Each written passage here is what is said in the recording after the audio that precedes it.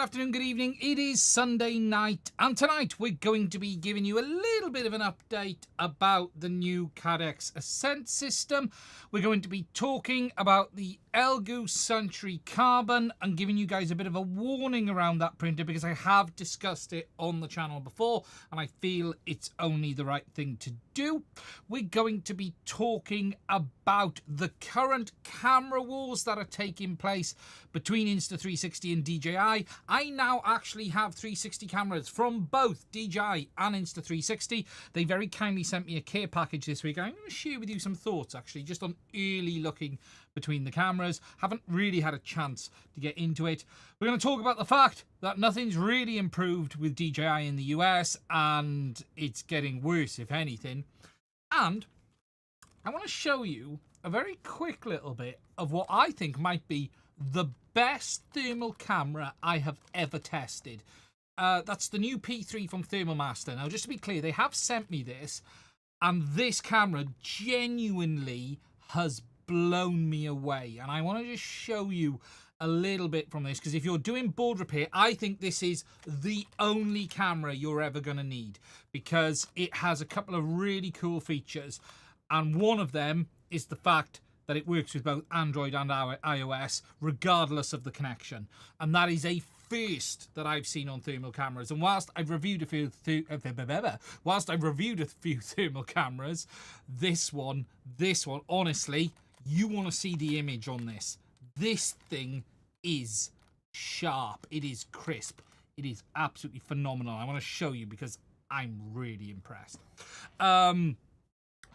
And obviously, we're going to talk about a few other things along the way as well. I'm going to say a big welcome to everyone here this week.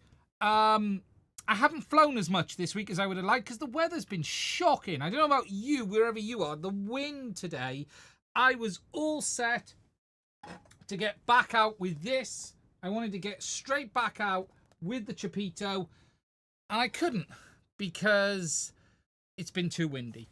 What I have done, though, this week is you have seen the build video went live today, and then midweek, the final flight video will go live this week as well. I finished editing it today, and that's going to go live. I want to get that out as well. So the trio of videos are out for, yeah, it was very windy here today, and I mean very windy.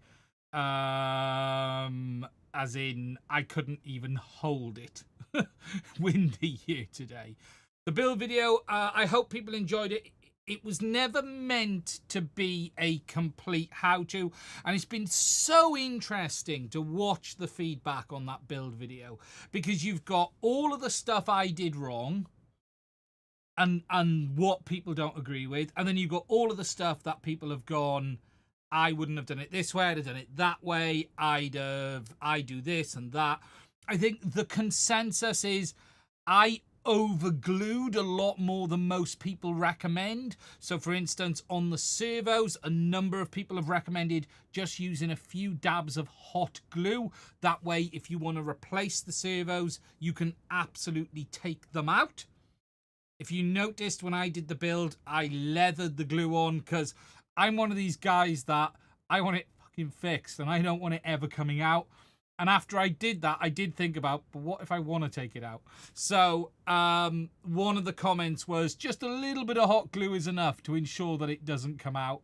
So if you're building yours, you might want to consider that. It was also said about not gluing the vertical stabilizer and the lower stabilizer on.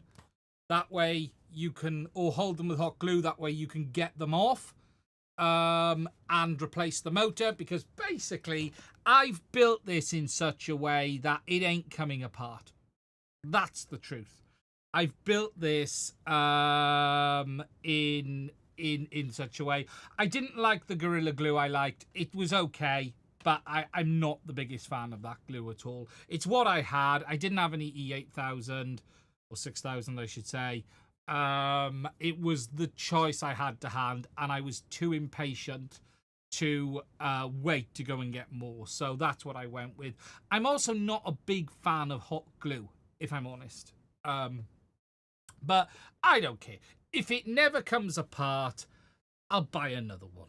That's how I'm going to do it. But look, it's down to you. Have done a couple of things this week. I have added some tape now to the leading edges, just as a recommendation, just to offer a bit more strength. But I have to say, I really like this wing. I really, really like this wing. I do say in my final video, a couple of other things I've done. I've put some tape on the bottom here just to protect it in landings. I'm thinking of 3D printing with the right landing technique, it will come apart. Well, you say that, but have you not seen my fence incident? I have tried to disassemble it.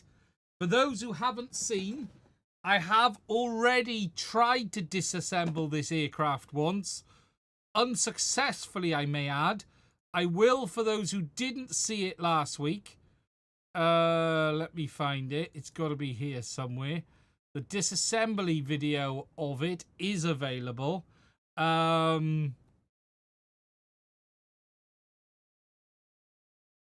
My landing video. I'm just trying to remember where I've actually hidden it now. Yes, there it is. Though for those who hadn't seen, there was a attempt to take it apart, which is this one here.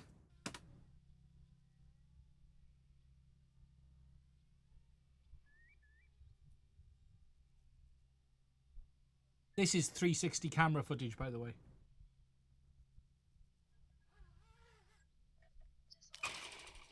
Shit. So there has been an attempt to disassemble it in landing.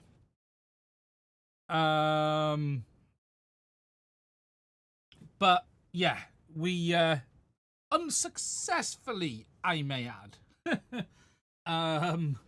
But yeah, look, so the review, the footage, the flight footage from it will all come this week. I literally finished that video a few hours ago.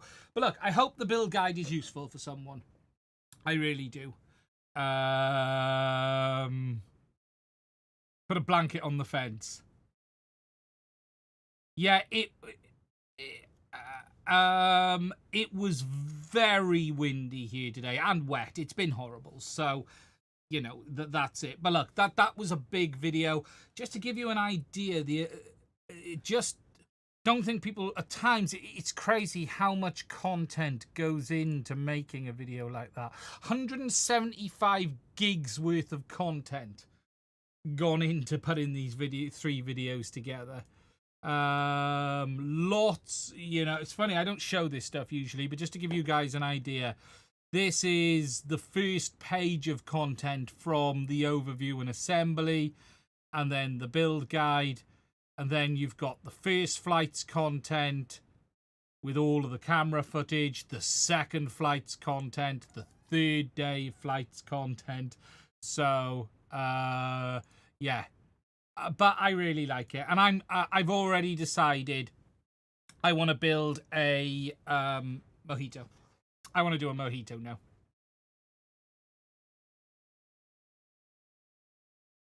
I wish this had come out at the start of summer, because we're heading into a period where I'm going to struggle to fly. But yeah, really good. So that's that. Obviously, it's been a bit of a weird week in FPV. I can't sit here and tell you a lot of stuff has happened. It really hasn't. The TBS stuff is really about all that's going on. I'll touch now on the DJI situation because it's probably a fair time to talk about it. Very little has changed. The truth is we are expecting the launch of the Mini 5 Pro anytime. DJI 04 is still difficult to get hold of in the US. I did see a post on Facebook that somewhat annoyed me this week. And there was a comment that was, as DJI ruined FPV, it will be good to get back to a more DIY style of FPV when DJI are banned. And I'm sitting here thinking, well, what the shit has DJI changed that was any different today? It was very much a comment around, like you get from guys who used to build their aircrafts on balsa and fixed wing guys about drones. oh, since DJI introduced digital FPV, it's all become proprietary and people don't build drones anymore. Well, let's cut the BS. No one has been cutting their own carbon to make their own frames in the wild, mostly. Very few people. You've always had to assemble these drones from components, and that didn't change with DJI. As for DJI making FPV proprietary, well, I would argue that it is more open today in FPV than it has ever been before. Express ELRS didn't exist when DJI first entered digital FPV. And the reason digital FPV is proprietary is not because DJI did it and everyone else went, oh, that's how to do it. It's worth understanding that digital FPV existed before DJI in both Connex and FPV Blue, for those who've been around as long as I have, and they were always proprietary. And the reason digital FPV is proprietary, because it's bloody hard and it takes generally custom ASICs. And to understand just how hard digital FPV is, we are at the beginnings of a potential open source FPV world with OpenIPC, Ruby FPV and others, and they ain't even remotely close to what we had with the V1 DJI system, let alone 0304 Avatar HD, HD0. These systems aren't even they're not even 2 years away from those systems, let alone that. So digital FPV being proprietary has bugger all to do with DJI being evil and nasty. It's everything to do with the fact that to do this takes crap tons of money, custom hardware, and the only way you're going to do that is if you can control how it was done. And I remember Connex, and I remember FPV Blue, who was trying to make his own ASIC to do this. You know, it's bugger all to do with DJI. So I just thought it's a stupid view to say all of the things that are wrong with FPV are because of DJI. FPV is better today because of DJI. You wouldn't have Avatar. You probably wouldn't have HD0 in some ways, if I'm honest. The release of DJI spurred Fat Shark into trying to find someone to work with, and that ended up being Divimath HD0, or Sharkbite as it was back then, and then that merged into HD0 when Fat Shark screwed up that relationship. And that's why we have what we have. But DJI being banned doesn't bring us back to a time when everything was great. You've always had flight controllers that you've had to assemble the wiring for. You've always had, nothing's ever been perfectly plug and play. If anything, we are more open today than we have ever been. Betaflight have introduced standard layouts for their flight controllers. Now that manufacturers have to comply. You know, I've been around since the CC3D OpenPilot,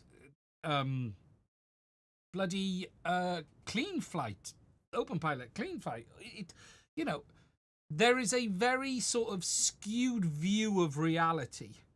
And I think people are a bit silly to think it's a good thing DJI being banned. Now, if DJI is banned, what does that mean? Well, we don't know for FPV. The truth is, consumer COTS off-the-shelf drones, yes, it's going to affect heavily. Does that mean you still won't be able to smuggle in ear units and things like this? I doubt it. You know, look, it's still early days. I do think DJI is probably going to get banned unless a gold Mavic lands on the White House desk and suddenly all DJI's problems go away. And DJI, if you're listening, this is really easy to fix. You need to go and get a couple of gold bars, fashion them into the shape of a golden Mavic, and then present it to the President of the United States. Once you do this, all your problems will go away. And I wish I was joking, but that's the reality. And when you do this, suddenly it won't be nasty DJI. It will all be fine. Just go and get yourself some gold and fashion it out of it, and it will be sorted. Ear unit isn't big enough. It's got to be a Mavic, probably a Mavic considering you're in China, Mavic 3 size lump of gold. It's got to be at least, I think maybe next year it might have to be an M50 size for when it all comes round again. Don't overshoot it in the early days. Go for a Mavic 3 size this year. And then next year you might have to go to a M50. I think if it's really bad, M400, you know, big lump of M400 gold, that'll definitely get the deal over the line. So, look, there you go. That's all you need to do. All your problems will go away. Just get it delivered with a little bow, and it'll be fine. It will be fine.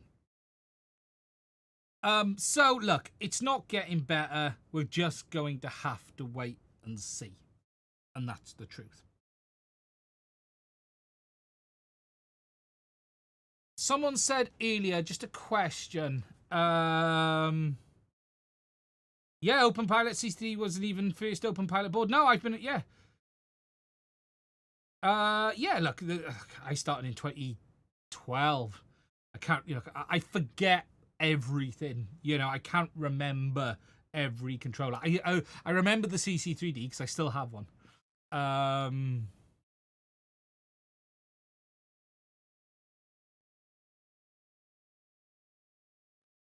Someone said earlier, is there any chance DJI sells under a different company?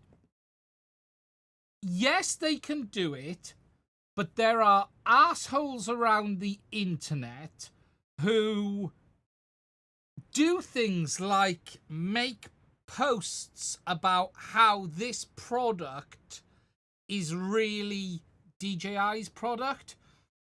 This has happened before. If I go on to X, there are people. Let's see if I can find this post. There are these complete and utter assholes online that do this stuff to DJI, and it's hard for them because every time they try to make a step forward, these people post it. Let me just see. Here we go. Right, so this is one of the accounts that does stuff like this. And what happens is that they create these posts that sort of keep sort of undermining what DJI are trying to do online. There's definitely one here somewhere. Yeah, here we go. Like things like this. And he creates a post that sort of shows the technical details inside of the product and says, hey, this is really by then. So it's quite hard for DJI to hide stuff. And then they create these blogs where they put stuff up where they talk about DJI's technology and DJI, you know, third-party DJI products and things like this. And this is what causes DJI a problem because they post stuff about, you know, their hardware, and it basically makes it really hard for DJI to lie. And things like this. So, you know, they may be able to. DJI's big problem is they're screwed.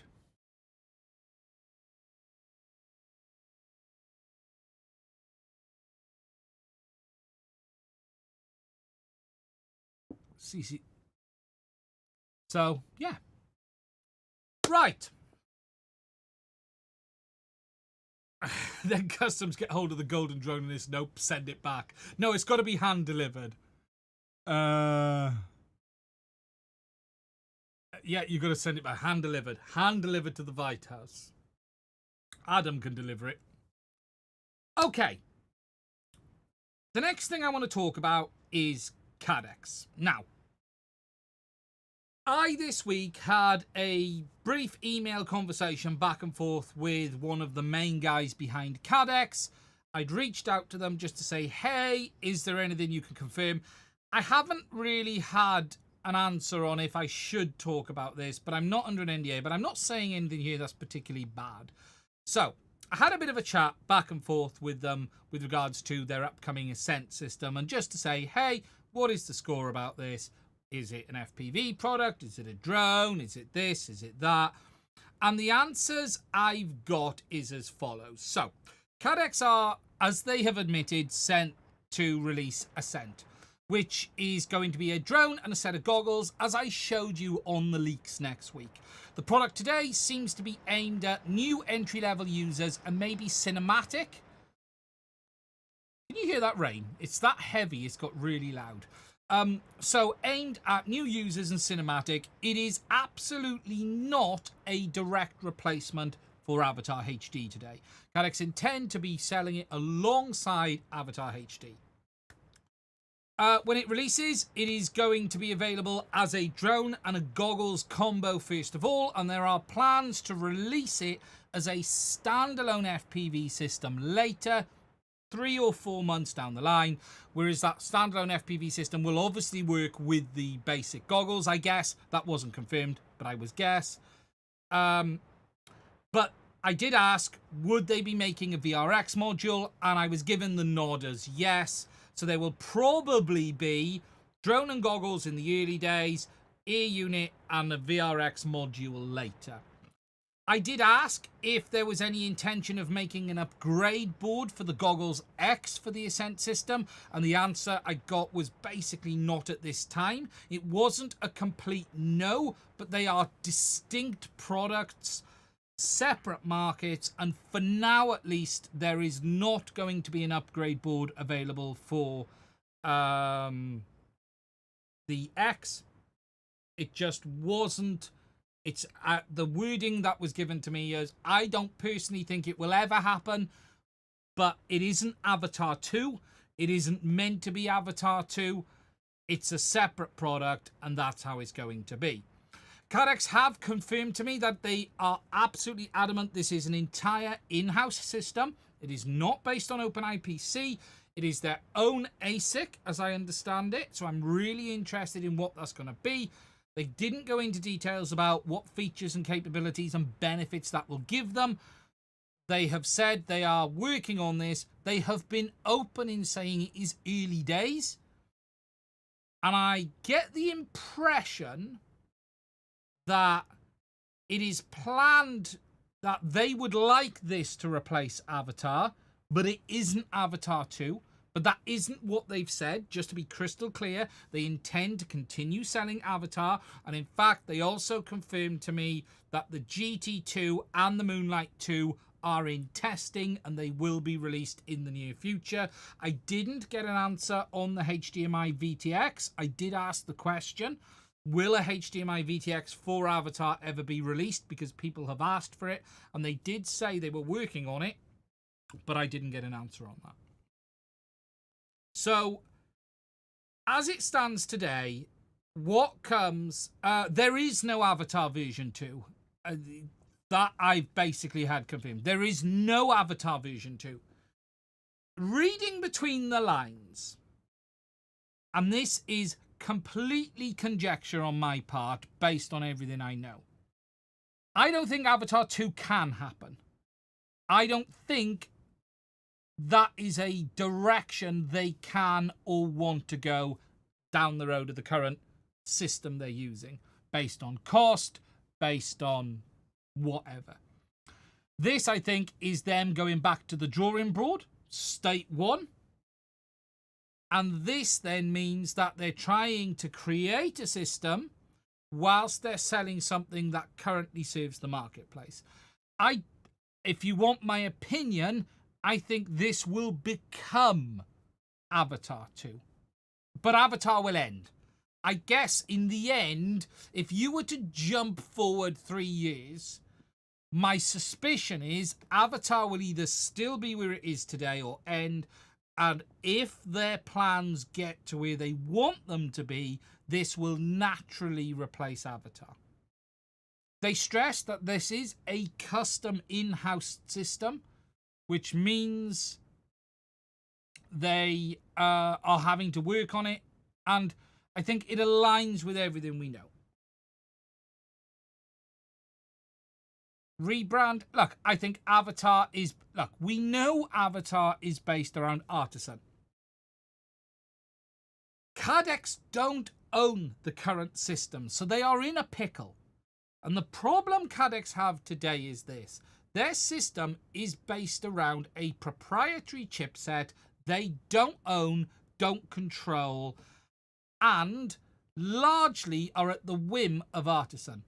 When it was released, it was already several years old, and it is now even older. And the reality is, if Artisan said, we're no longer going to make that chipset, CaddX are screwed. They are screwed. They may have even been told it's ending in a year, 2 years, 3 years. Artisan would have to give a development path on it. Now, does that mean that they couldn't use another Artisan chipset? No, but that comes at a cost. Artisan have changed how they do things now. They're not doing them the way they were doing them before. Artisan are a far more AI-based imaging company now. Also interesting in the conversation, the word cost came up several times. For all we know, Artisan may have added a price increase on Avatar chipsets today for the system. And CaddX are screwed. They have no control. And this was always the risk of using a third-party chipset you don't control, because you are at their whim. The Artisan chipsets are not commodity off-the-shelf chipsets that you can just go and buy, like analog from analog, voltage regulators, or you can go and find something else. It is entirely custom for a specific use case, and that isn't to say there aren't other chipsets out there. You can't just swap it out for something else. It's a different system when you do that. And that's basically what CaddX is doing anyway. Yeah, and look, and I guess that's why the reason DJI wasted money to develop their own chips. Yeah, and you use the word wasted. It ain't wasted on DJI's part. DJI's chipsets are used in every one of their drones.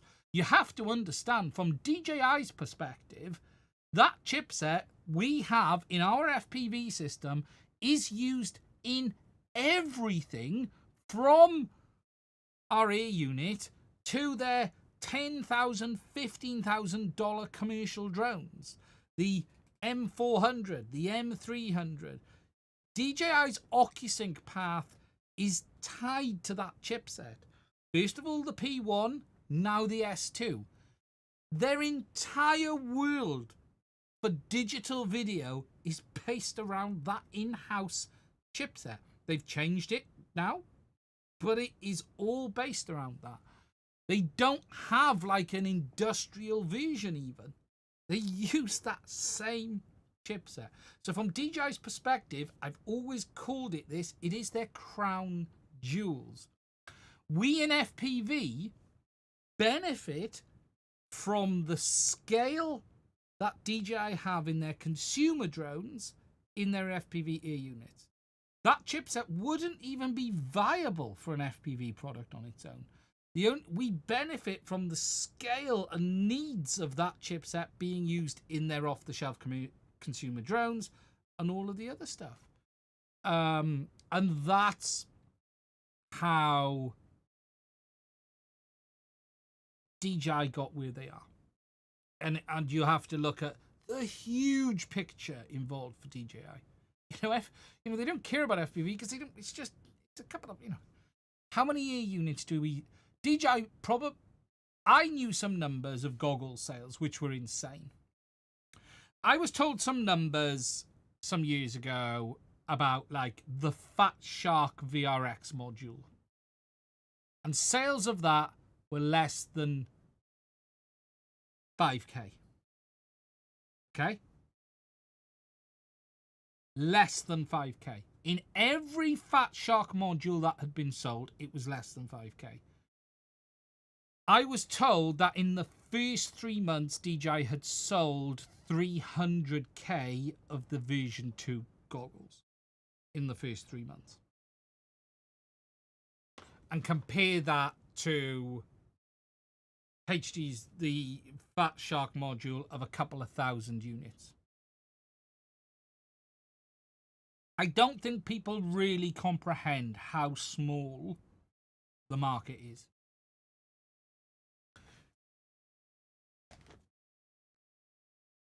Honestly, I don't think people really comprehend how small the market is.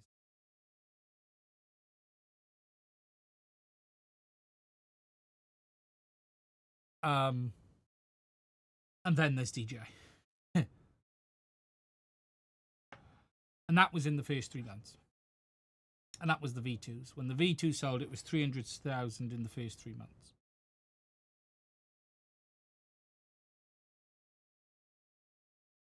And that's why there are V2 goggles everywhere.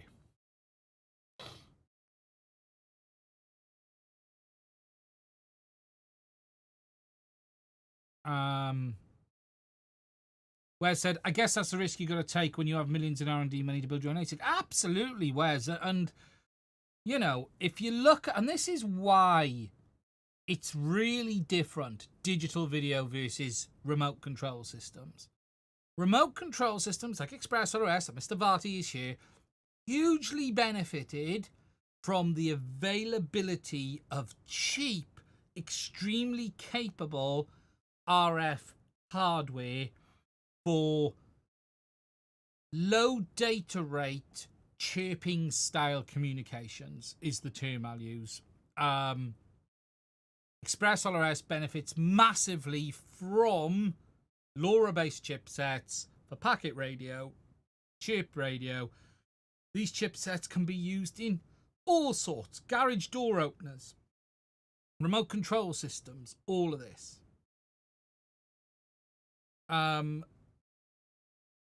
That just doesn't exist in digital video. And what you have today with OpenIPC and these others is they're trying to pair together different bits of technology to come up with something that works. You know, OpenIPC isn't a magical solution. In fact, the OpenIPC element could have been done 5 years ago. These chipsets have been around for ages. The chipsets being used, SSC338, they're nothing special. They're cheap chipsets designed for CCTV cameras that have been designed in such a way that offer onboard video encoding and decoding. They have tons of I/O and they run Linux. That's basically all these chipsets are. There's nothing magical about these chipsets. You then have to pair them to the RF side of it, and that's why they're using Wi-Fi, because there is no RF in these chipsets. They have a USB connectivity. They have sometimes Bluetooth, some of these chipsets. They have USB, they have camera, MIPI CSI, they have network, they have audio, digital in and out, analog audio in and out, DACs. And that's basically, and they run Linux. And they were all just running a closed bootloader. And all OpenIPC has really done is opened up the bootloader, installed their own Linux with their own software, and then pairing it to other bits like WFBNG and others for the RF side of it. So they're still trying to put things together, and that's why you're not getting the cohesive behavior like ELRS and others. And the truth is, here is a big sort of, what was a big win was, if you take ELRS, it started on hardware by other handset manufacturers as well. It wasn't that all these other handset manufacturers, radio manufacturers, receivers were all using custom hardware. They weren't. They were using off-the-shelf hardware and masking the chipsets. And that's what they were largely doing. And that then once people found out what they were doing, the likes of Wes and the amazing team at ExpressRS, they were able to sort of run with it and build this world that they have today, which is incredible. But the same building blocks are not there for open source video. And that's why it's very, very hard.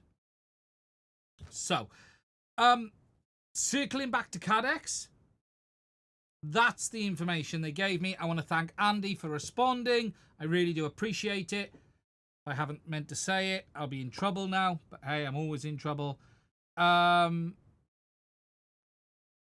expect Ascent to be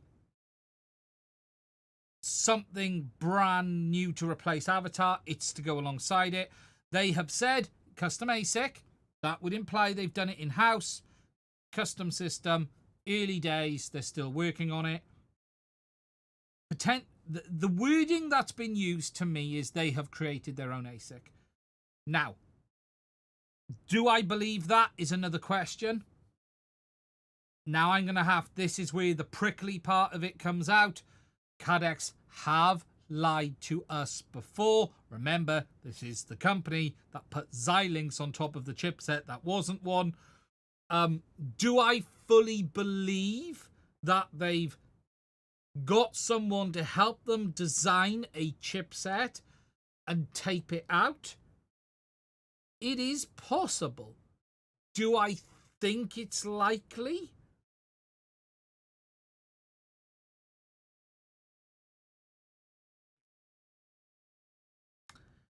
If I was a betting man, I would guess they have found some stuff like OpenIPC and are trying to smash it together, is what I would bet. But I could be wrong. They have said it's entirely new.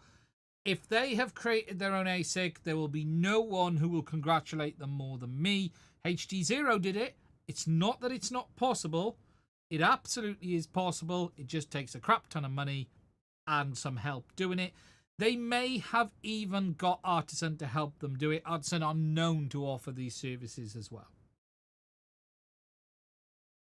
But we will see when it comes out.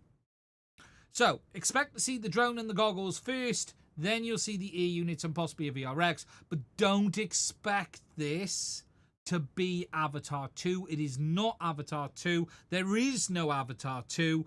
Avatar is still a current product.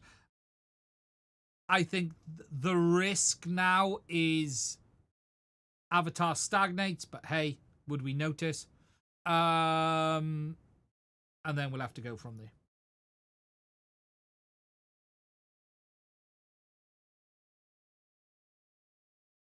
Someone just asked, will the DJI Mini launch in the United States? Probably officially no. Unofficially, you might see it turning up from retailers and Amazon and places like that, because you are starting to see some stock move around now with DJI. Not on the official DJI store, but some stock move around elsewhere. Now, one last thing I just want to say on DJI, and that is this. I put a video out this week that's had hardly any views considering the subject. This website is fake. DJI-US.com.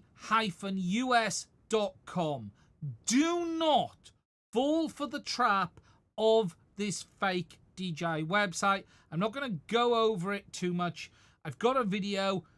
I'm a bit disappointed in how that video's done, considering the message. It's quite important. They are trying to scam you. Do not trust this website. It's even worse when you get onto their Discord server, because the guys, honestly, what they said on the Discord the other day was ridiculous. Let me just bring it up.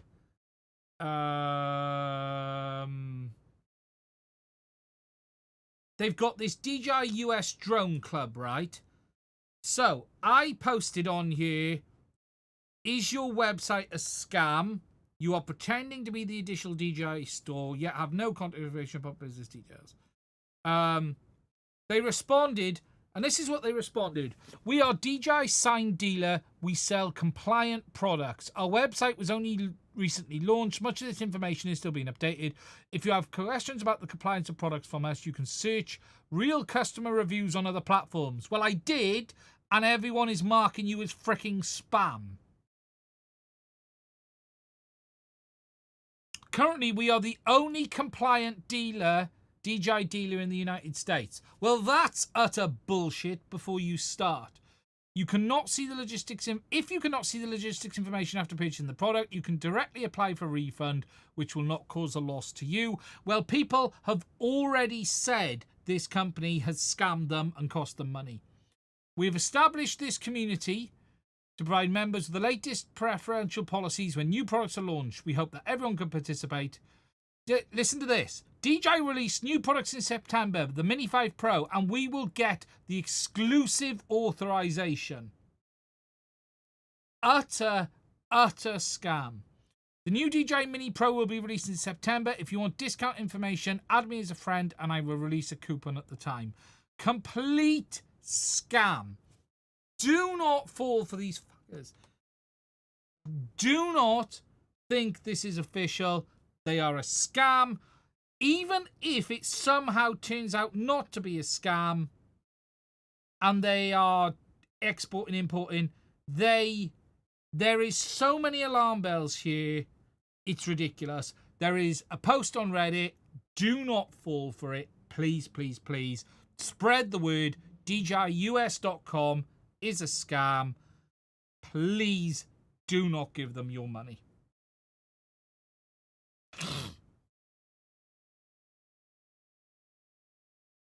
They are even reaching out to KOLs to try and support them. Any opinions on the Bamboo H2S? I'll talk about them later. They will steal your money. They told me a Nigerian prince. A couple of things we have seen this week. So a couple of things I've done this week just to share with you. I'm going to have a video on this soon. I haven't recorded it all. I finally this week finished all of the upgrades on my truck. I actually finished it last week. I've now got all of the stainless protection gear and weights, but I've also finally installed, and I don't know how you guys can see it, in the passenger seat is the Avatar HD system with a gimbal on board, and I'm going to be releasing a video of me driving this across the beach from inside with head tracking in the next couple of weeks because I need to get the weather to do it. But there is full head tracking inside. Let me see if I can overhead. Let's see if you can see it when I tip it on the side. Yeah, she's a crawler. You can see in there, we've got the gimbal all mounted to the top. I've got me driver in place as well. So on this side, you can see me drivers there too. Yeah, well, it depends what country you're in. But yeah, so I've finally got it all up and running. It's ready to go. Trying to stop the CaddX Moonlight overheating has been a challenge. There is a fan mounted in the top of this as well. I've had to include a fan to blow airflow over the top. But yeah, I installed the internal kit as well on this. But I've also added the wheel weights now as well and the protection gear underneath, which is heavy now. So I'm going to be doing that in the near future as well. Water cool it. Big AIO on the roof. We could do a 120 on the roof. A 120 AIO with an RGB fan on the roof. And the bumper's fucked already. Crashed. Yeah. Yeah. Hyper 212. Yeah, it needs some form of cooling. Trying to keep the Moonlight cool has been hard. I can promise you that. I'm looking forward to getting it out. Hopefully the wheel weights will make a difference because she kept tipping over last time. I've also lost the clips. I need to order some clips for the body as well. Yeah, I look forward to doing that this week. Next subject I want to talk about is Elegoo. Now, this is with regards to their new Centauri Carbon 3D printer. I have spoke about this on the channel a few times and I thought it was very interesting. We just hop onto their website. This printer has piqued my interest. It's had a lot of talk on my Discord, mostly because when you start looking at the price of this product, it has been released extremely competitive compared to other similar printers. You would put this into the ballpark of P1S, Creality, K1, K2, a few others. However, I am putting a do not buy warning out for my FPV community because more and more crap about this product is coming to light. And it isn't just about one issue. It is more than one issue. It is a number of different things. As a price, the printer looks incredibly interesting. Core XY, full auto calibration, chamber camera, built high speed, high aluminium, all the usual stuff that we like. However, start digging around the internet and alarm bells are going off everywhere. First of all, this printer, even though they said it isn't, I believe, is based off Clipper, but it is running a very customized version of Clipper due to the fact that it's actually based on non-standardized chipsets that Clipper supports. There's a post on it here where they talk about don't buy it. There are several issues I will add with this printer. One of the big ones is the fact, this one, sorry. No, it isn't that one. Where is it? It is this one where they talk about it. It is based on Clipper with a lot of custom changes, which means, and they're in full PL version 3 violation at the moment. We have to say, to be fair, there are hundreds of printer manufacturers who are in GPL violation. Creality have been in it on and off all of the time. I don't even know if they've released the source code yet for the K2. But this is running a very custom version of Clipper. So much so, you will never be able to run normal Clipper on this printer because of the chipsets they're using. They're running multiple different controllers on this. It is based on non-standard microcontrollers used that Clipper supports. And as a result of that, you will never be able to get it on there properly. It's using 3 MCUs, heavily modified version of Clipper 0.91. And it's based around... Oh, what MCU is it again? It'll... I saw the name and it's passing me by.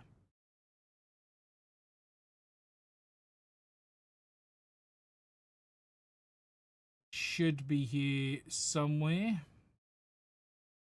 So what they say is... Allwinner. Couldn't remember it. So it's based on the Allwinner, which we've seen before. But, again, they're in GPL validation. What's worse than that, though... There is some real weird crap coming up. For starters, in their firmware, there's pictures of Creality printers. That's partly done because of the company who helps them with their firmware. They are lying about that. But here is a really crazy one. People who have bought this printer are seeing insane levels of network traffic from this printer over their internet connection. And when I'm talking insane levels, up to hundreds of gig of network traffic from this printer. This guy here has done a big update on what he is seeing. Some people are saying 26 gig a day of traffic from this printer to very many different IP addresses. Just to scroll down, you can see here, where does he talk on this one? Outbound traffic. So here we go. The last 7 days, edit 4, the plot thickens. I went back and checked the general traffic info for the device for the last 7 days. In 54 hours, right after the printer has been set up, it uploaded 142 gig of traffic. More than one person has reported this. It is multiple people. This has been rolling on for weeks. They have not admitted it. They've not discussed it. They've not released firmware. There are multiple people talking about this. It is contacting loads of different IP addresses. So here you go. IP conversations within 10 minutes when idle. So this is all of the IP traffic from that printer over 10 minutes.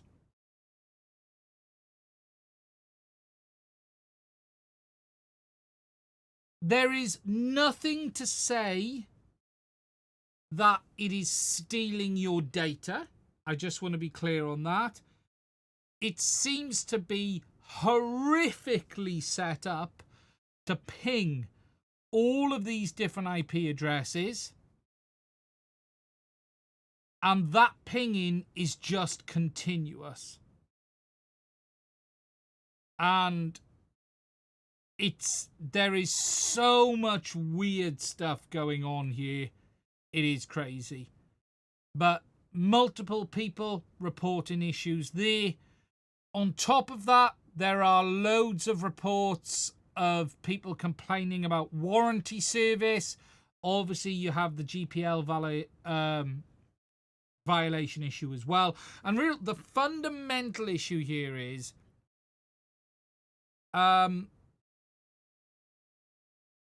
if they stop supporting it, you're stuck on this firmware because it is entirely custom, but they have completely violated the GPL as well. So I have to say, don't go near this printer. Even though it is an incredibly interesting price, there is, at this moment in time, alarm bells everywhere about this product. And as a result of that, I don't recommend you buy it. Even at $299. Even if you intended to block all network traffic, don't do it. There are also loads of other little issues creeping up with it. It's not just this. When you go to the Elegoo group, there is all sorts of problems popping up about this printer, tightening your bed screws. There's all sorts of issues. It's just crazy. But this network traffic issue, and the Clipper issue. Now, Open Centauri is a project that is trying to make an open source version of the OS for this printer. This has been set up to try and offer something. Today, the only way you can actually run proper Clipper is via a mainboard replacement, and they are looking at that. But even that isn't straightforward because the Centauri Carbon runs on top of Tina Linux, the kernel version of 5.461, and the installed version of GILBC is 2.23. Is the Centauri Carbon running Clipper? The hot end and bed uses pretty standard install of Clipper with some extensions for the bed, specifically for the pressure sensor. The DSP used as the Clipper MCU is running Clipper MCU code, but extended, modified to run on the DSP. Some people have said theirs have printed fine. Other people are having a nightmare. There are people, though, also finding that they are not backing up their warranty that they're offering as well. And one guy was asked to pay for a replacement screen when his died.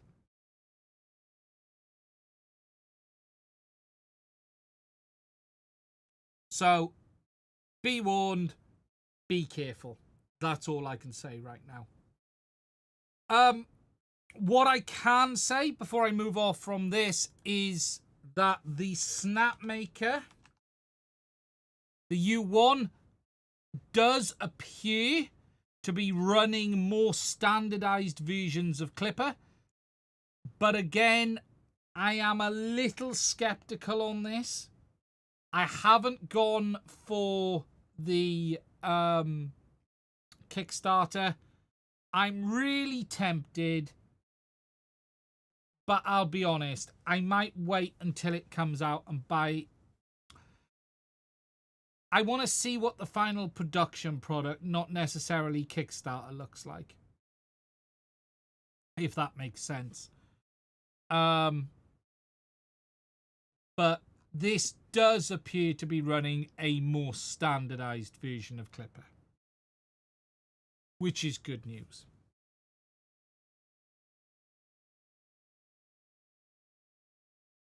Now, obviously, whilst I've been talking about printers, we should mention the big Bamboo launches this week.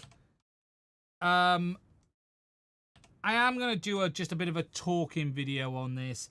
So, Bamboo have released the H2S. The H2S is a single head version of the H2 series. So now you have all of the benefits of the H2 size in a single extruder platform. Now you have the full available bed. So you have that full size, unlike the restricted size that you had on the H2D simply because of the dual extruder setup. Basically, it is a X1 on steroids. That's the term, or a large X1. That's probably the right term. You got 340 by 320 by 340 print volume now. Fully supports the AMS. There's not really new features on this printer compared to the H2D. It's more the printer everyone asked for when the H2D came out is probably what I'd say. Does still support the laser, does still support the cutter as well if you want to modify it. But it basically makes more sense than the X1. This puts the X1 in a difficult position. I think the P1S is still the absolute no-brainer when it comes to the printer. I think this makes the X1 a bit more of a challenge to buy in some ways.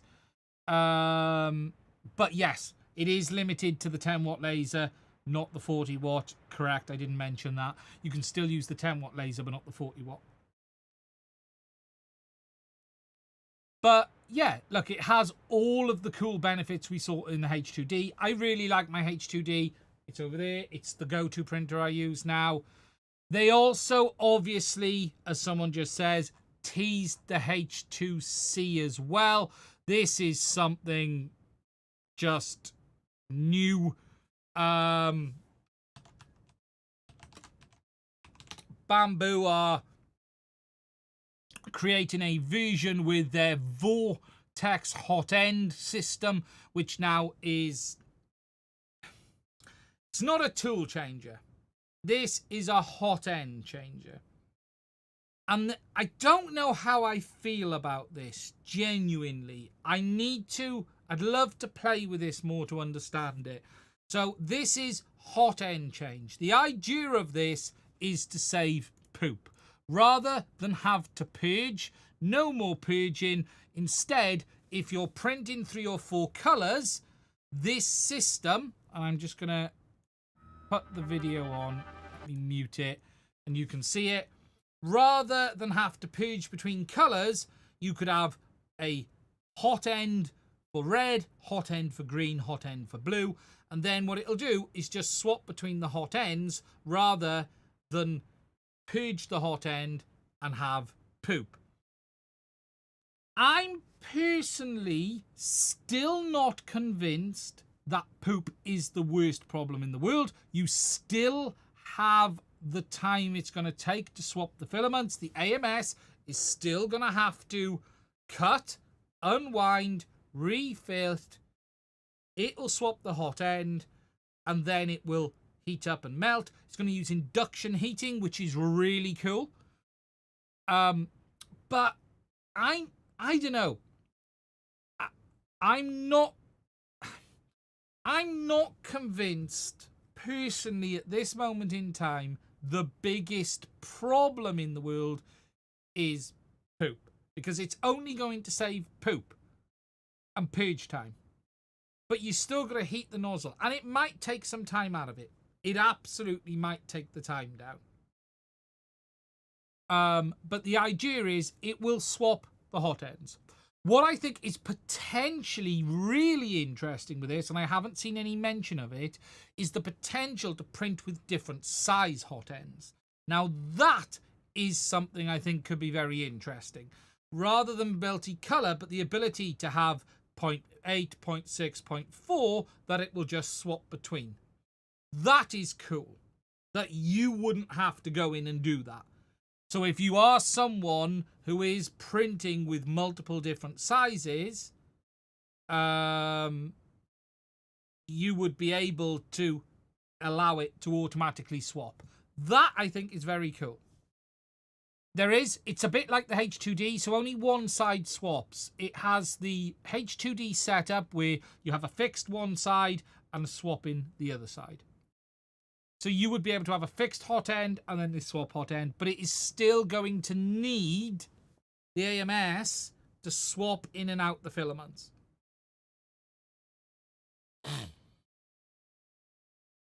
I also do wonder is, whilst there's not going to be poop, I still think you might have to purge a little bit.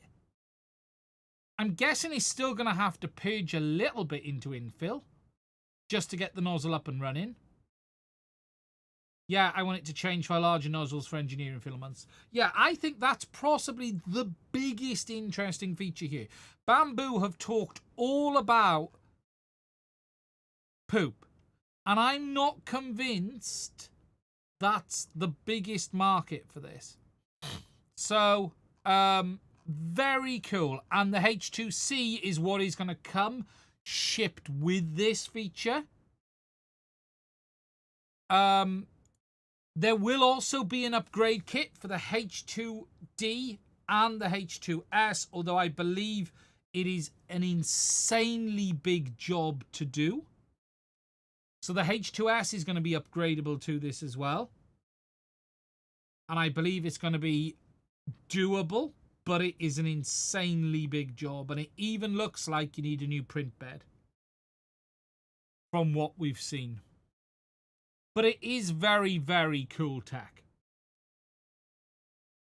It isn't, though, going to solve the problem of multicolour TPU. Switch sizes between stainless and hardened hot ends. Yeah, exactly. I think, it can swap between up to 6 hot ends. It's very, very cool. Very, very cool. What it's not going to do, though, is solve the true multi-material issue of I want to run 4 different colours of TPU. In theory, the Snapmaker can do that. In theory, the Snapmaker can do 4 different colours of TPU. Still limited by the AMS. Yeah. Exactly. Yeah, unfortunately, you can't run different size nozzles on the H2D at the moment. They have to be the same. What's the problem with multicolour TPU? You can't run it in the AMS. You can't run TPU in the AMS. Not standard TPU, anyway. I would love to have seen Bamboo made a dedicated TPU tool changer. Even if it's not like this AMS and you have to hang the spools above or something like that. I would have loved to have seen a TPU tool changer. I would love to. This even opens the door for multi-layer, multi-nozzle size prints as well. I'm not just talking about the printer being able to swap the nozzle for different size prints, this opens the door with you being able to have one print on the bed at 0.6 and one print on the bed at 0.4. It potentially even opens the door for one print to have 0.6, 0.4, 0.2 in it. There's all sorts of possibilities here. Yes, FPV-FW, the H2D has to have the same size nozzles in both heads. That is a limitation that it still has today.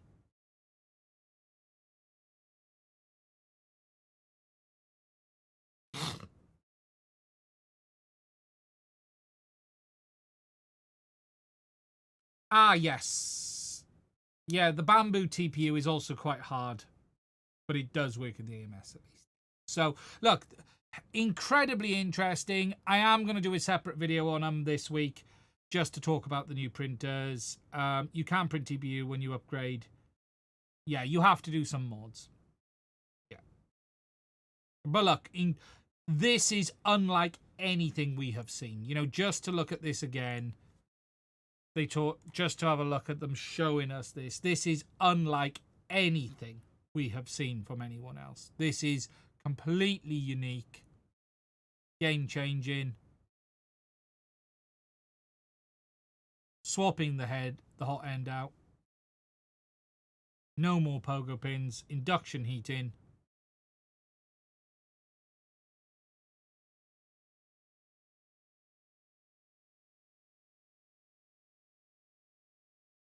Very cool.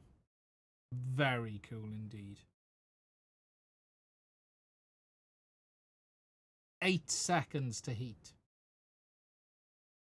Look, I think it is too early days to understand if the Bondtech INDX or the Snapmaker solution is going to be better in the long term. One thing I have read a lot about is the Prusa XL. I've been like this close to ordering one several times, and the ongoing maintenance issues are a very real thing on tool changers. And what we haven't seen yet is a mass market tool changer. And do you know what worries me? Why haven't Prusa made a mass market tool changer? If it was really going to do it, why haven't they made a printer in a small size with a tool changer? Literally, the Snapmaker is stealing what Prusa could have done. They've had the tool changer before anyone else. They've had so many problems with it. And I do worry for Snapmaker how problematic with wear and tear this is going to be over time. We haven't remotely seen anyone produce this yet and see how reliable it is. We're going to have to wait and see. And that's the problem. The INDX is incredibly interesting. There's no question about it. You know, it's the same system. You know, if we go to YouTube,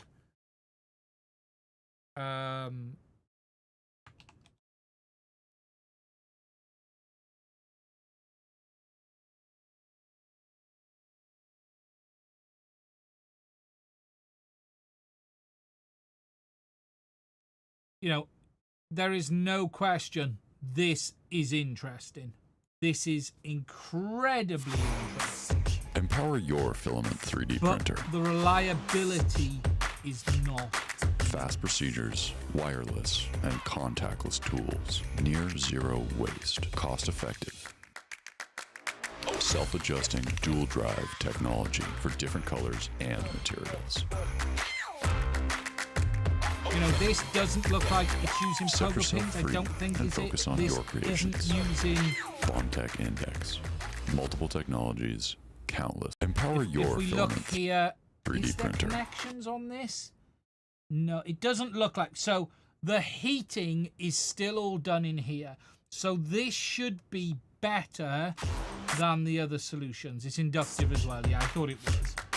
fast procedures, wireless, Um, and contactless tools. Near zero what waste, is cost-effective, worrying about the Snapmaker self-adjusting, is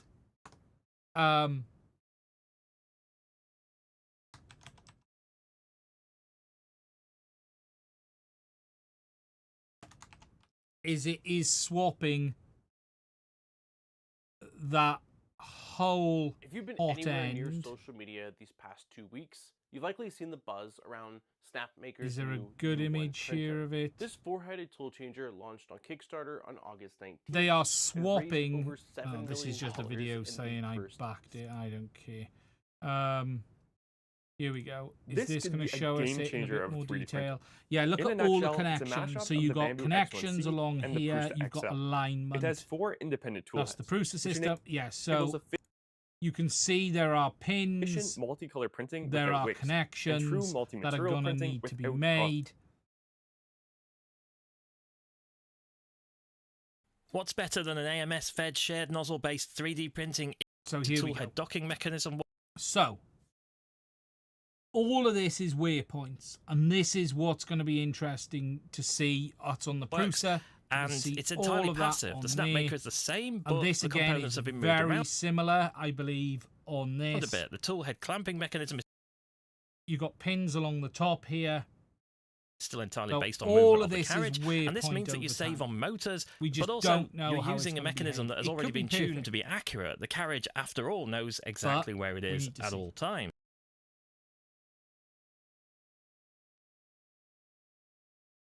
Good afternoon, good evening. Right. The next thing I want to talk about is cameras, because we're in the position where we're about to see a load of interest in new cameras. Obviously, this week, Insta360 released their new Go Ultra, but there are also now lots of rumors about the new DJI camera as well. So if I scroll up alongside the Mini 5, we've obviously got all of these rumors about the new DJI Osmo Nano. We saw another image appear this week showing it with a screen. Here it is. So this looks a lot more like what we're going to see. The rumors are that it's going to have an SD card slot as well, which is good. Although they're saying 64 128 gig here, but there was talk of an SD card. OLED display module available for it. It's going to be very interesting to see how this pans out. If we save that image to downloads, we will shove that into downloads, and let's shove that,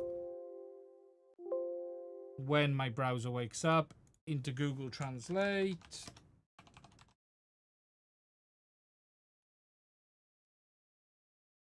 Images, upload the image.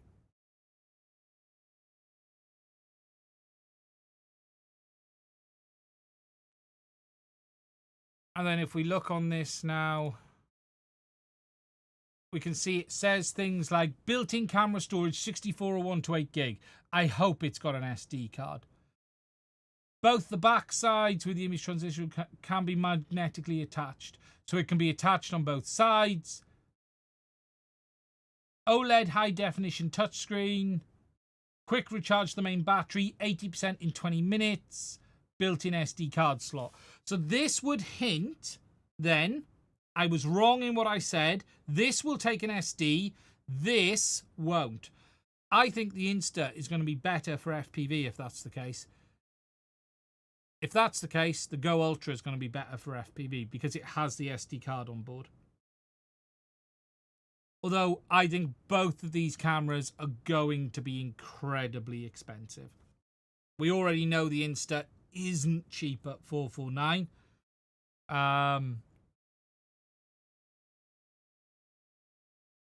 But yeah, interesting. But we're definitely in a bit of a war at the moment. Insta did reach out and they have sent me the X5 to have a look at. For those who haven't seen, they do have an X5, which is theirs with the replaceable lens.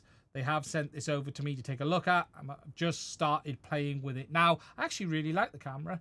No complaints about the software or the camera at all. Really easy to use. Yeah, really very straightforward to use as a camera. Heavier than you think as well. It's not as light as you think. They also sent me over a few of the accessories for it as well, which I'll talk about in the video when I get it, but I'm looking forward to trying it.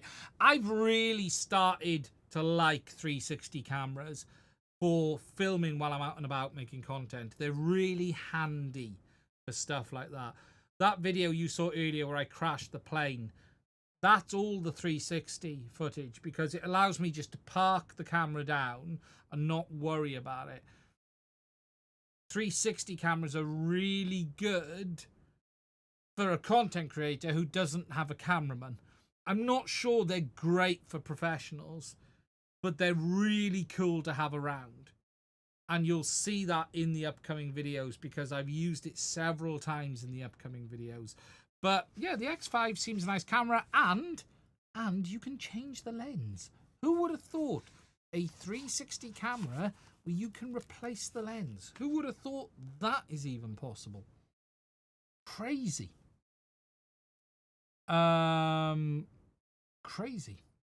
So, that's it on the cameras, but DJI is around the corner from the look of it of releasing this. This looks a lot like the Runcam. A lot like the Runcam thumb design. But if it's not got a built-in SD card, that's going to kill that for FPV. Unless it's super light. I guess if it's super light, people will be happy about it. I don't think it's going to be cheap, though, because I suspect they're going to make you buy it with this. The big advantage to the Osmo 2, the Action 2, was that it did have a screen on the back. The big advantage DJI did with the Action 2 was you had a screen. You didn't have to buy the extra screen. Now they seem to be moving into a world where you have to buy the extra screen. That's what Insta360 have done, and that's what they've done as well. Yeah. The Insta is comparable on weight. Ooh, something I also meant to say on this. Does anyone else... I didn't have to register this camera. I had to activate it, but I didn't register an account. I just clicked activate and I was able to use it. It didn't require me to provide any account details on the app. That's interesting.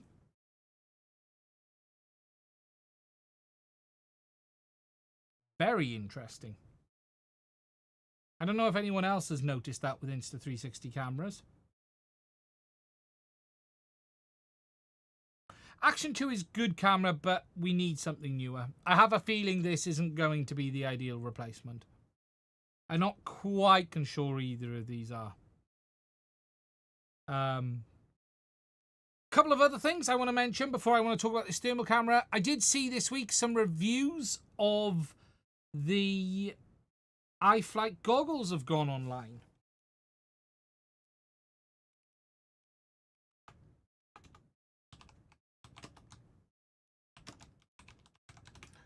I've seen one. Oh, I didn't even know Stu had one. So I saw Captain Drone's iFlight Skyviz review. I watched that. I didn't know Stu had done a review. MakeBit FPV did a review as well. Oh, well, I'm not sure I'll call that a review. Did he do a review? God, his views are down, aren't they? Jesus. Albert Kim's, look at that. 1,600 views. Oh, Stu had done a review a month ago. I missed that. So we're starting to see some... Oh, it looks like a bunch of people reviewed them a few weeks ago. It looks like this passed me by.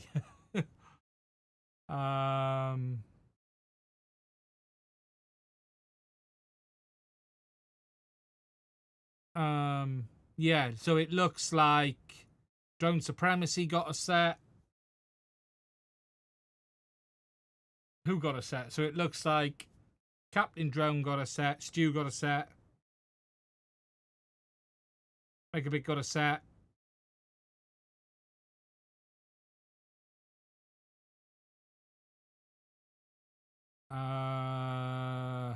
That looks about it, doesn't it?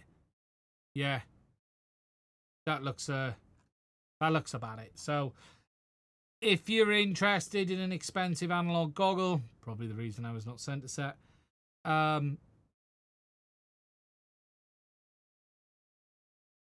What makes goggles so expensive? That's an interesting question.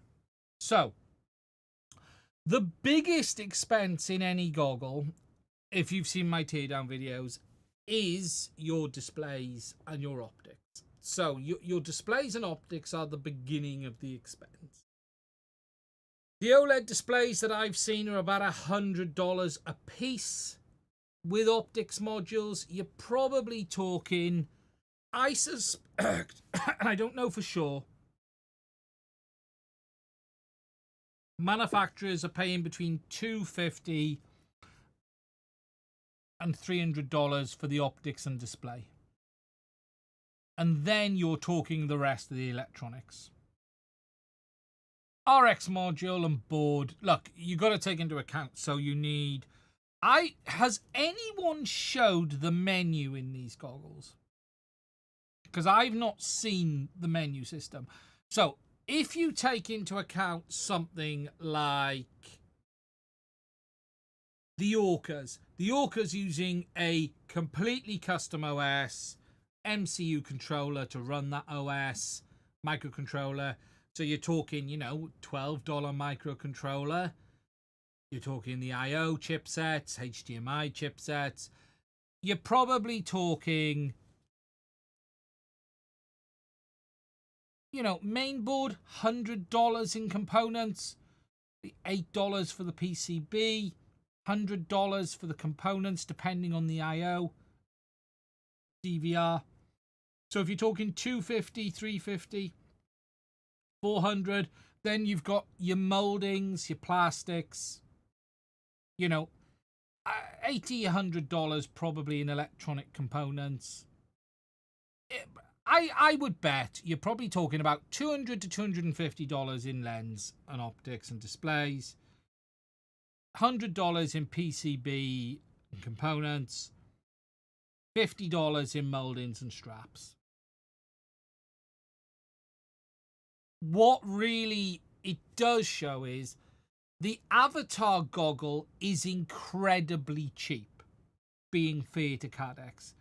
The Goggles X has tons of silicon in it, and it is incredibly cheap. I think CaddX are extremely aggressive with the pricing of the Goggles X. Extremely aggressive with the price of the Goggles X. Compared to the HD Zeros, the Sky Zones, and everything else.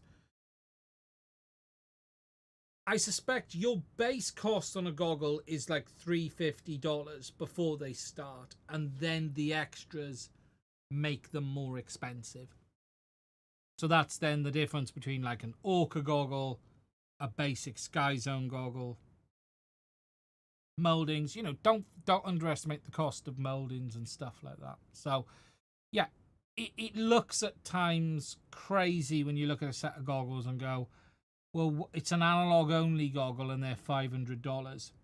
But remember, that extra bit for like Avatar HD probably only adds $40 or $50. That extra bit for HD Zero is adding $40 or $50. The biggest cost is in the initial goggles production. And that's the crazy bit. Now, one last thing I want to show you, and if you've got any questions, now's the time to put them in the chat. This week, I was sent the P3. Now, this is a new thermal camera from Thermal Master. For those who are looking for a thermal camera, if you've never bought one, right, I'm going to say it now. This is the last and the best thermal camera you should ever buy for a smartphone. This thing is freaking phenomenal, right? It is 256 by 192 resolution, but it does have this Super IR feature. It supports USB-C, but that is both Android, iOS, and PC. And they even include a lightning adapter with it that allows you to use it with older iPhones. But what I want to show you is just how good the image is on this freaking camera. Now, I'm going to show you on the PC app first, because this isn't the best app to show you on, because I'm going to show you on my phone too. But this thing is just insane, right? With regards to the image quality. Now, this is the blown up image quality, and this isn't using the enhanced either.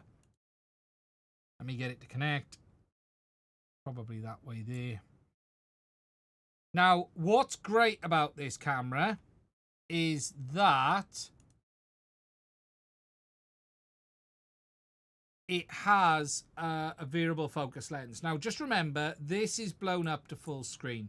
I'm going to show you this in a minute on my phone, and you want to see this camera on my phone. It is insane. So this is it on the PC. So, look, it's still 2x6 resolution, but this doesn't have the enhanced modes. On my phone, this camera is freaking insane. You see my fly trap up there? My microphone warm? No, it isn't. You see my camera above there. But you want to see this, right, on a PCB. So let me just get a board I'm going to fire up, which is this one here. And I'm going to show you this, because this will blow your mind. Will blow your tiny mind. Blew my tiny mind. I promise you that. So, I need my phone out me pocket. I'm going to plug it in. I'm going to then show you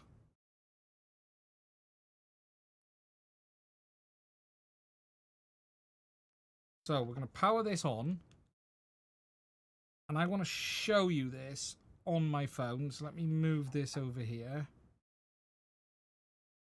This is the Thermal Master P3. So let me just, so this has a manual focus lens, right?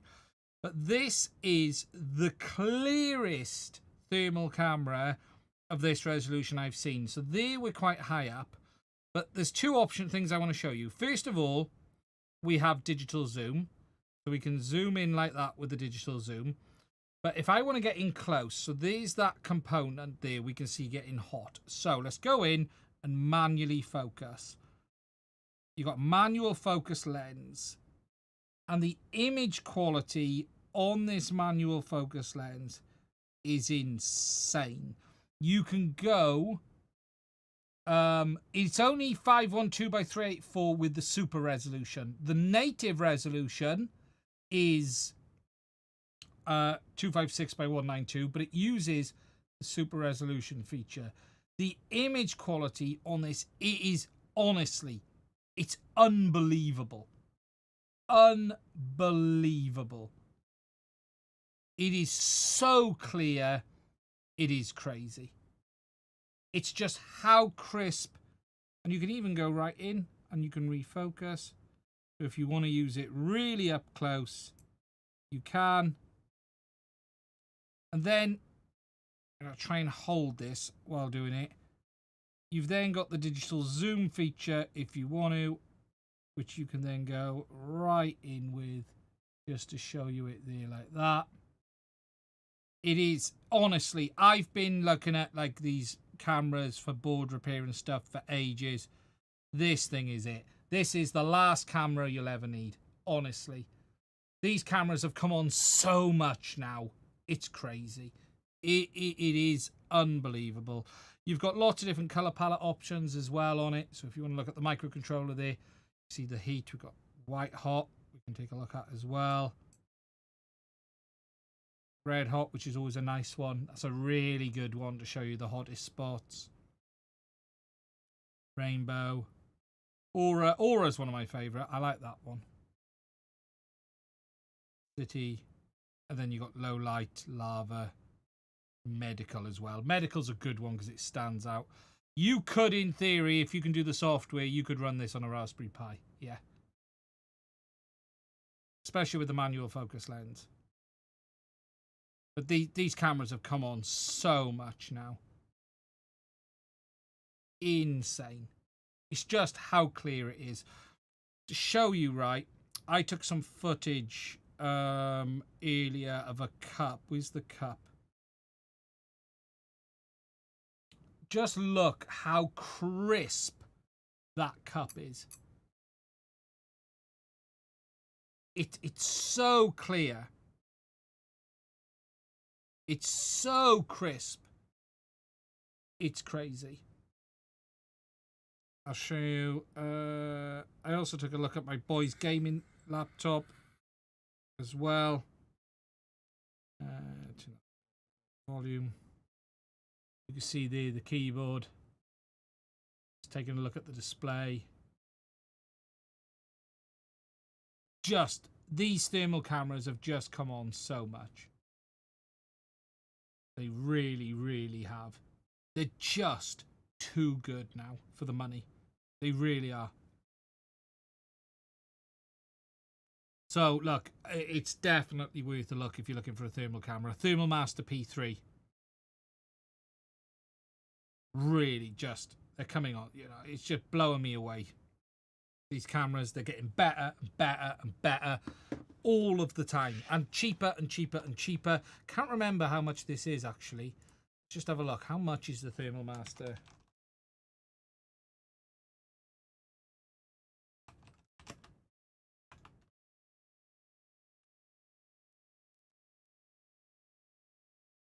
$300. There you go.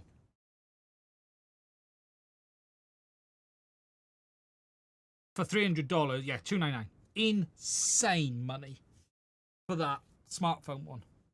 Insane money. $300. Honestly, the money you used to pay for these. The money you used to pay for these. It's crazy. Ooh, something else I'll show you very quickly as well. I saw this online. So, for those who saw my review of this, the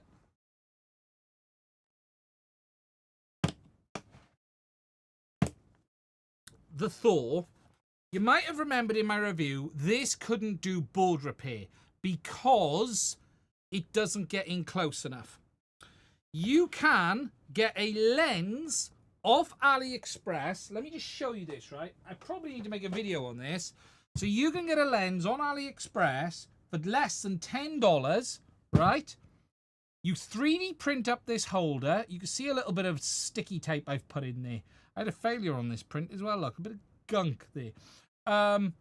You can 3D print this a holder and get this lens off AliExpress for $10 that allows it to be a macro. And let me just show you this, because this as well is ridiculously cool. So you can get the lens off Ali. So with this camera, as standard, it doesn't have a macro option. Okay? Power it on. So it won't do close-up board repair because it doesn't have macro. If I go to normal mode, if I do there, it'll look behind. So if I go there, it'll show you me absolutely fine. However, if we do overhead, look, that's what the board looks like. You can't macro. It won't focus that far in. It was no good for board repair. You get this lens, $10, right, on AliExpress. You 3D print the fitment, and now I can go right in and close. It's not adjustable focus, so you're limited, but it is absolutely now good enough to be able to see components on the board.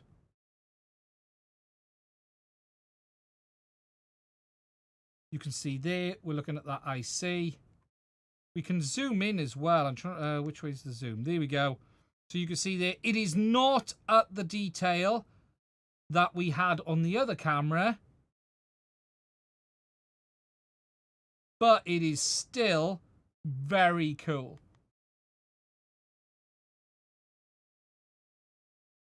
Very cool indeed. So if you were after a quick handheld thermal look over something, you can do that. And again, all it is is that $10 lens off AliExpress.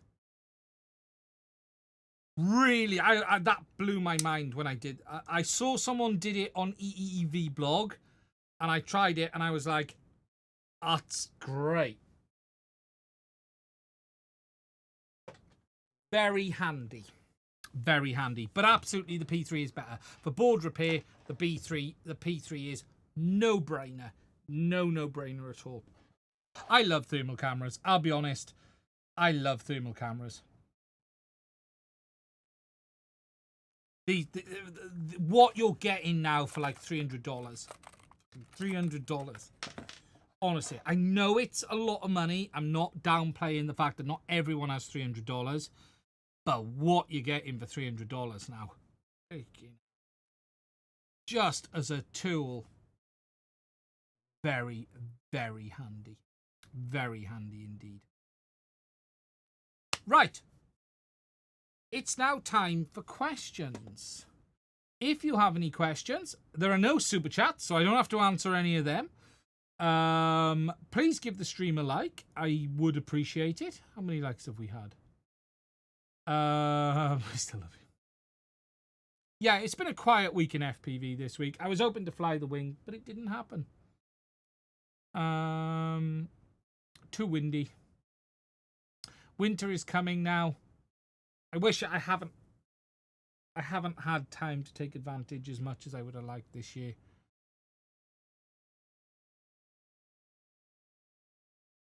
Yeah, you can absolutely see if cables are overheating. Yeah. If I show you something on my phone, I also did a recording of my if I show you this. This is my inverter. So that's my solar inverter. So I was having a look. That's my Raspberry Pi. The Pi that monitors my inverter. But you can see there. You can have a look at the cables. You can see the inverter. You can see the Pi runs hot. Spying on the wife.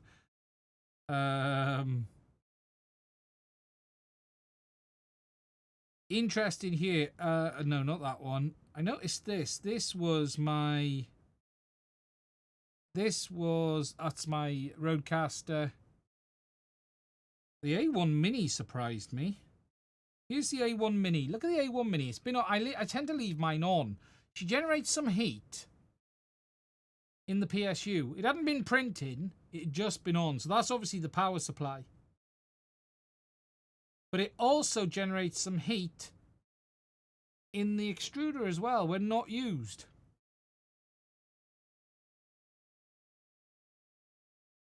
And then I went in a bit closer. Nope, not that one. That one. Nope. That one it must be. There you go. I went in a bit closer to have a look.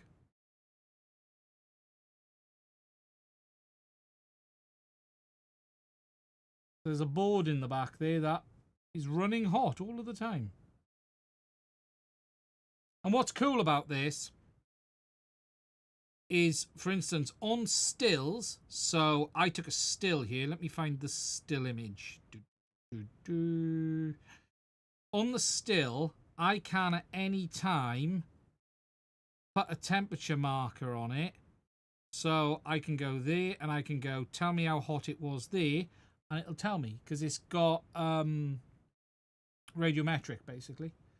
So after the fact on the stills, I can put multiple measurement points on and it'll tell me what the temperature is on those points. So you got radiometric features as well.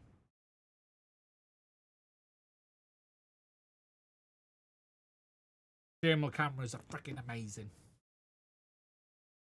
Still can't see through walls. Hollywood lies again.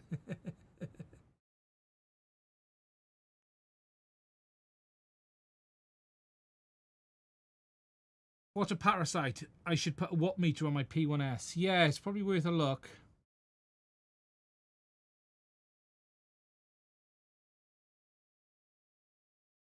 Yeah, you can absolutely use thermal cameras for, look, they are so handy these days. I'll be honest, it's a tool everyone should have in their toolbox. It really is. from a, look, guys, a drones and FPV perspective, it's quiet. Here's the truth. I don't know of a single product launch. I am not aware of a single product that is due to come out. From NDAs and that we haven't spoke about. We know about CaddX, Ascent, DJI Mini 5, but there is like nothing I'm aware of right now that is due to come out. I've either annoyed every manufacturer or they're not doing much. There's a new bot grinder video out. I haven't seen.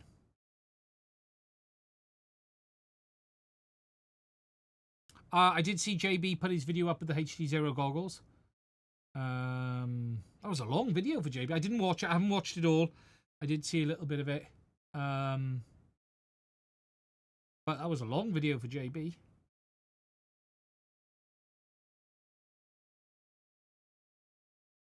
Probably one of the longest ones I think I've seen him do.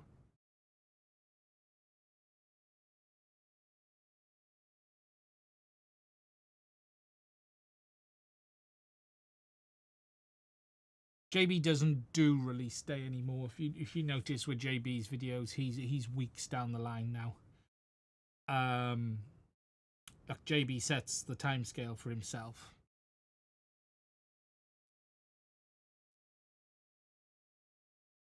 People will watch it regardless.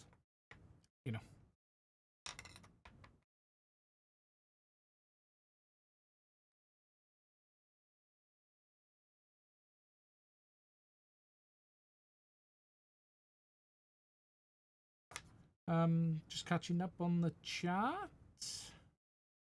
Yeah, product wise, I'm not aware of much. It's pretty dead right now.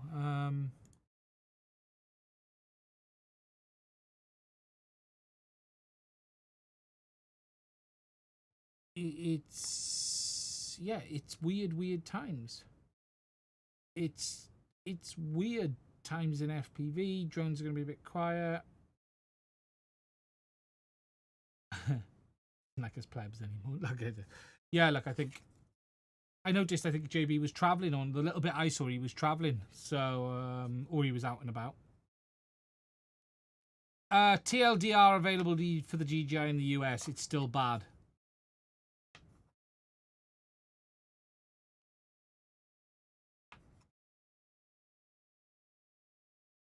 Basically, it's still bad. Nothing's improved. Probably won't until the golden Mavic lands on the desk.